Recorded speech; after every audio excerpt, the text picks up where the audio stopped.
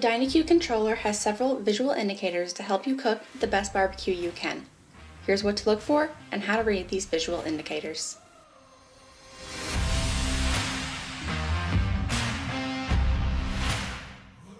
Begin by plugging in the pit probe. Next, insert the food probe, then the fan.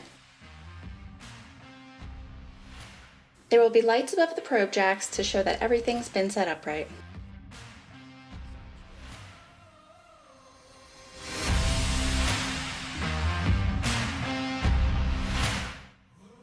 The DynaQ's outer ring will illuminate in the following 4 conditions to indicate the current pit status at a glance.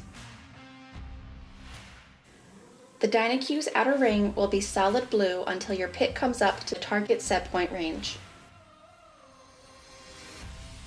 Once the pit reaches its Smart Cook strategy range, the outer ring will turn solid red. If the sides pulse red, it means that the pit fan is blowing to warm the coals up and keep the pit temperature in the target set point range. If the pit has been running for several hours and the sides begin to pulse more often or constantly, additional charcoal might be needed. If the temperature is oscillating or over temperature and the sides are not pulsing or are pulsing infrequently, close the fan damper slightly. If the controller's entire outer ring is pulsing red continuously, it means that the pit temperature is above the set deviation range. When this happens, the cook should be adjusted to return to the correct cook range. To clear this alert, push the select button.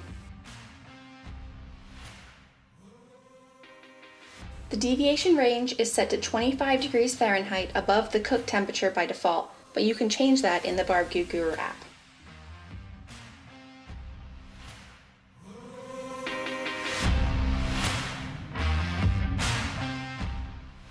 If your controller's outer ring is blinking rapidly, it means that the pit probe isn't connected. This is a safety feature, so the fan will not run unless a pit probe is inserted.